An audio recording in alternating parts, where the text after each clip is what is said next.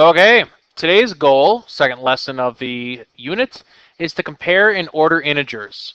Using greater than, less than, or equal to is basically what we're going to be working with today. Have this down with today's date and page number. All right, real simple. Find out which one is less than, greater than, or equal to for the following four. Come back when you're done. And here are the answers you should have had. Hopefully it wasn't too difficult for you. Remember, if you're struggling with this, the best thing to do is put the numbers on top of each other, line up all the place values, and work your way from left to right until you find numbers that are different. All right, now that we're warmed up, let's get into today's lesson. So we're comparing and ordering, so we're looking at how you can put these in order or compare them. So here we look at the table that shows 3 golfers, and I'll give you a 50 if you can figure out who this person is in the picture, which golfer that is. But anyways, if there was a golf tournament and there are 3 players, here are their scores. Now, you'll see that in golf, you may not know this, but you see negative numbers. Negative is okay in golf. Everything's based on par. So if you can hit it in less strokes than is expected, you get a negative score. So what if I asked you to order these 3? How would you be able to do that? Well, here's one thing I want you to write in your notes. Numbers on a number line increase in value as you move from left to right. Meaning, numbers to the right are positive. You have 0 to the left are negative. But no matter what, as you move to the right, the numbers get bigger or more value. Okay, write that box down before you move on. So using number lines make comparing a lot easier. So here I made a number line that covers the opposites of 5 and negative 5, or the value, absolute value of 5, using stuff from last unit or lesson. So here we have negative 2 and 2. Well, if I was to put a little X on the number line where you see negative 2 and 2, remember, the further to the right you are, the more value or the larger the number is. So which one is the farthest right? That would be positive 2. So you draw the alligator or Pac-Man opening its mouth towards the larger value. Now, I'll use a different color for the next one. The next one is 3 and negative 5. Now, negative 5 is a bigger number at 5, but look how much further to the left it is in the number line since it's such a negative number. So here we can see 3 is greater. And then for the last one, we're looking at negative 1 and negative 4. Well, which one is further to the right? That would be negative 1. So this is kind of tricky to say negative 1 is larger than negative 4 because 1 as an absolute value is smaller than 4 as an absolute value. But since we're dealing with negative numbers, we're going to the left. So the larger the numbers are to the left, the more negative they are, the less value they have. Have these down in your notes before moving on. All right, you don't need to write these down, but we're going to go through a couple of these and look at them together. For letter A, these are the same ones we did. Negative 2 and 2. Negative 2 would be greater. 3 would be greater. And negative 1. I think we did these already. Okay, here's some new ones. Boy, I got to keep up here.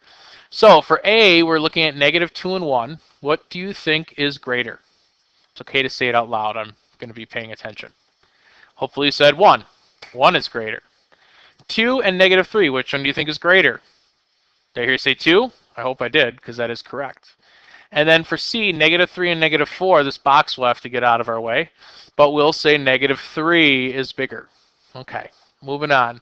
You now have 3 that you need to write. You can put a number line in your notebook if you want, but I really just need you to write the answer. And when I say write the answer, I want both numbers on the opposite sides of the greater than and less than symbol. Good luck. And here are the answers you should have received.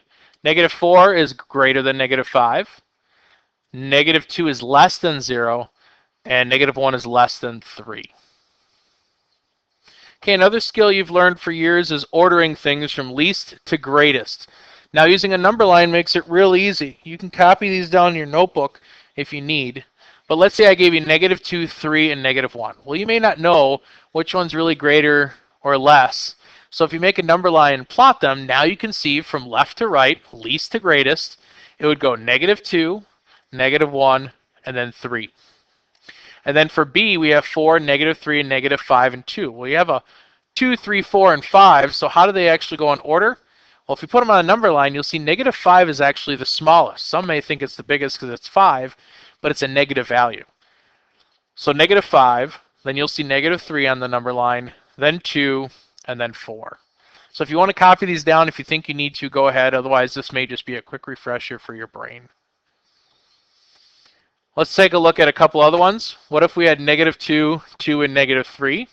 If you had to draw a number line to help you, there's nothing wrong with that. Here's how I would do it. And you'd see negative 3 is actually the smallest, then negative 2, and then 2. And then the other one is 6, negative 2, 5, and 3. Again, draw a number line. Takes a little time, but you know that you're going to be right for sure because it's easy to visually see negative 3 is the smallest, then negative 2, then 5, then 6. All right, here are 3 for you. You can draw a number line if you'd like, or if you know these, it shouldn't take too long to put them from least to greatest. Good luck. And here are the answers you should have gotten. Again, if you drew the number line, it probably made it a little easier for you to see, but these are the answers you should have had. Now, going back to the golf scenario that we looked at it originally, here's another word problem where we're using it. So in a golf match, Craig scored +2, Cameron scored +3, and Rob scored -1. Who won? Well, the first thing you need to know to be able to understand this problem is 1, what were the person's scores, and 2, who actually wins with a lower score? That's the goal. You got to have a lower score. If you thought it was higher score, you'd get a different answer. So based on that information, we can make a plan, which is draw a number line, and then graph your stuff. So we're going to solve it by graphing. Now, when we graph it and it says the lowest score is the winner in golf, you're looking for the number furthest to the left.